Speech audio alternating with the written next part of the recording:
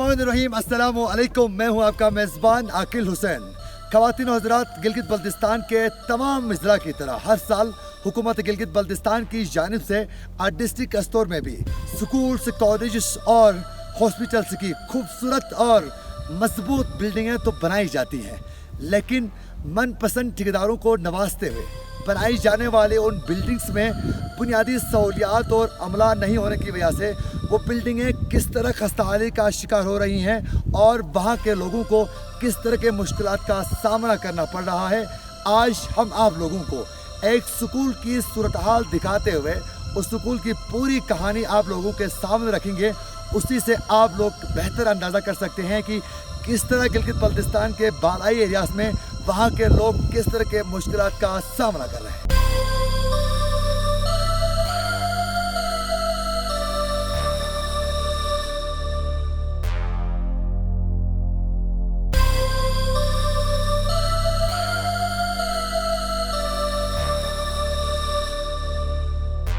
इस वक्त में गिलगित बल्तिस्तान का सबसे खूबसूरत जिला डिस्ट्रिक्ट कस्तूर का गांव दास बाला में मौजूद हूं और दास बाला में 1940 डोगरा राज के दौरे हुकूमत में यहाँ के लोगों ने अपनी मदद आप पे एक मकतब स्कूल बनाया, एक कमरे पर मुश्तमिल। बाद में जब 1 नवंबर 1947 को गिलगित बल्तिस्तान की आज़ादी के बाद यहाँ के लोगों ने एक बार फिर अपनी मदद आप उसी मकतब स्कूल को अपग्रेड करके 2 कमरों पर मुश्तमिल बनाया और फिर दोबारा यहाँ बच्चे उन 2 कमरों पर तालीम हासिल करते थे। बाद में जब यहाँ के लोगों की तालीम की जानिब पे एक रुझान देखकर हुकूमत पाकिस्तान ने 1980 में यहाँ बाकायदा तौर पर मिडिल स्कूल की इमारत बनाई और आप मेरी बैक साइड में देख सकते हैं, ये वो इमारत है जो 1980 में बनाई गई है। इस बिल्डिंग में 1980 से लेकर 1994 तक के यहाँ के बच्चों ने तालीम हासिल की और जब बाद में बच्चों की तादाद में खातिर ख्वाह इजाफा हुआ और यहाँ के लोगों की तालीम की जानिब एक रुझान देखकर, बच्चों की शौक देखकर यहाँ से इसी गाँव में दूसरी जगह में मिडिल स्कूल की इमारत तामीर करके नई इमारत इन बच्चों को 1994 में यहाँ से शिफ्ट और दूसरी जगह में किया गया। वो बिल्डिंग भी मिडिल स्कूल की इसी गांव में ही है। तो उसके बाद ये बिल्डिंग वीरान हो गई। जो आज तक ये बिल्डिंग आप मेरी बैक साइड में देख सकते हैं कि आज तक ये बिल्डिंग वीरान पड़ी हुई है।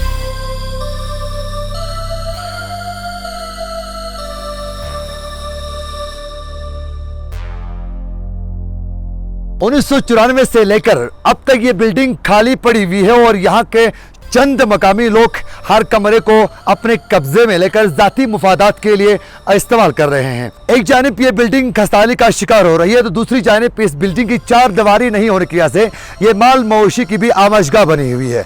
लेकिन अफसोस का मकाम यह है कि हुकूमत गिलगित बल्तिस्तान की इस जानिब कोई तवज्जो नहीं है।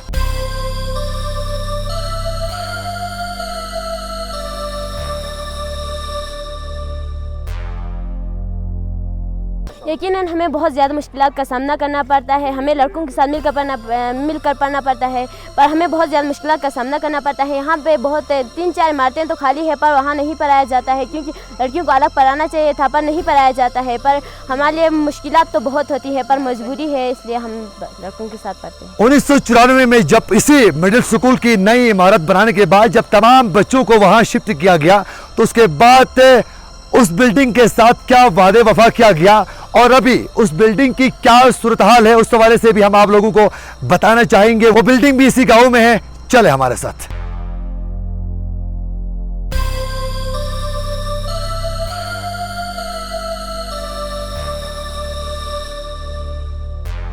ये वो नई बिल्डिंग है जो 1994 में तामीर करने के बाद तमाम बच्चों को इस नई बिल्डिंग में शिफ्ट जब किया गया तो तमाम बच्चे काफ़ी खुश थे। उसकी बुनियादी वजह यह थी कि ये कमरे काफ़ी कुशादा थे और यहाँ 8 कमरे थे और साथ साथ यहाँ जो दूर दराज एरिया से जो टीचर्स आते हैं उनके लिए यहाँ रिहायशी कमरों का भी इंतज़ाम किया गया था। 2014 में हुकूमत की जानिब से यहाँ हाई स्कूल की ये नई इमारत बनाई गई।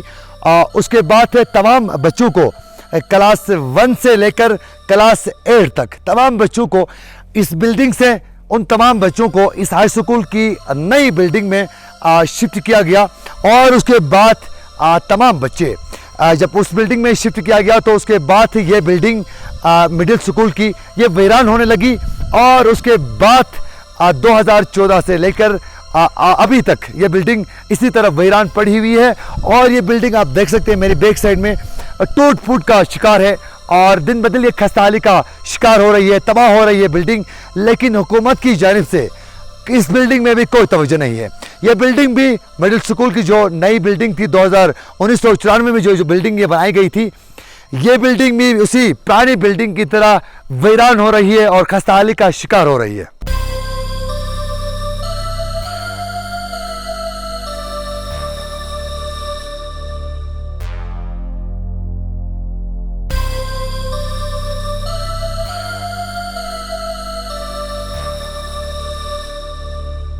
अब 2014 में यह हाई स्कूल की नई बिल्डिंग बनाने के बाद वही रवायत दोहराते हुए तमाम बच्चों को क्लास 1 से लेकर क्लास 8 तक सब बच्चों को इस मिडिल स्कूल की इस इमारत से इस हाई स्कूल की इस इमारत में शिफ्ट किया गया। और उसके बाद बच्चे भी और साथ साथ वालिदैन भी काफ़ी खुश थे और मुतमईन थे कि हो सके अब जो टीचर्स की हमेशा से कमी रहती थी वो अब नहीं होगी, क्योंकि हाई स्कूल की क्लासें रन होने के बाद यहाँ टीचर्स की कमी नहीं होगी और जो बुनियादी सहूलियात नहीं होते हैं वो भी शायद अब पूरे होंगे। लेकिन अब बदकिस्मती से एक हाई स्कूल में आज भी एक मिडिल स्कूल के टीचर भी मुकम्मल नहीं है। अच्छा सानिया, मुझे ये बताएं कि जब आप लोग यहाँ तालीम हासिल करते हैं तो आप लोगों को किस तरह के मुश्किलात का सामना करना पड़ता है?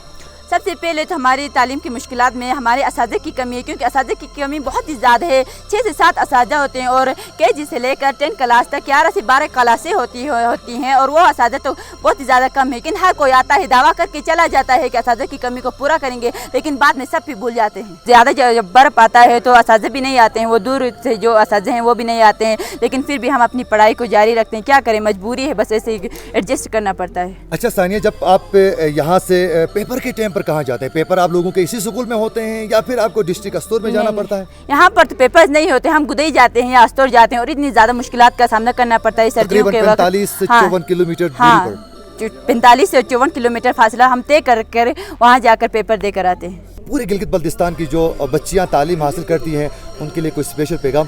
सबसे पहले तो मैं ये पैगाम देना चाहती हूँ कि हर एक को तालीम हासिल करना चाहिए, क्योंकि एजुकेशन के बगैर तो आजकल इस माशरे में जीना बहुत ही ज़्यादा मुश्किल है। क्योंकि इसी एजुकेशन के हवाले से कायद आज़म ने फरमाया, education is a matter of life and death for us, यानी कि तालीम का मसला हमारे लिए और आपके लिए ज़िंदगी और मौत का मसला बन सकता है। इसीलिए तालीम के बगैर जीना इस माशरे में बहुत ही ज़्यादा मुश्किल है, क्योंकि माशरा कितना ही ख़राब क्यों ना हो, हमें तालीम हासिल करनी चाहिए। सर, हमें उस्तादों की कमी है और यहाँ बिल्डिंग ज़्यादा हैं लेकिन उस्ताद कम हैं और उस्ताद कम से कम 7 उस्ताद हैं लेकिन क्लासेस ज़्यादा हैं। उस्ताद उन सबको मैनेज नहीं कर सकते हैं, इसलिए हमारी तालीम बहुत ज़्यादा मुतासिर है। और सर्दियों में यहाँ बर्फ़ ज़्यादा पड़ता है और ज़्यादातर उस्ताद दूर दराज इलाकों के वो यहाँ आकर हमें पढ़ा नहीं सकते हैं, इसलिए यहाँ उस्ताद 3-4 रहते हैं। सर्दियों में हमारी तालीम और भी ज़्यादा। ये तो सिर्फ एक स्कूल की सूरत हाल है जो हमने आप लोगों को दिखाने की भरपूर कोशिश की। यही सूरत हाल गिलगित बल्तिस्तान के तमाम बालाई एरियाज में है, जहाँ स्कूल्स और कॉलेज में टीचर्स की कमी होती है, बुनियादी सहूलियात नहीं होती हैं। उसके अलावा अगर हॉस्पिटल्स की बात की जाए तो वहाँ डॉक्टर्स नहीं होते हैं और मेडिसिन की कमी होती है, जिसकी वजह से यहाँ के लोगों को शदीद मुश्किलात का सामना करना पड़ता है। इसी के साथ अपने मेज़बान आकिल हुसैन को दीजिए इजाज़त। अल्लाह निगहबान। गिलगित बल्तिस्तान जिंदाबाद।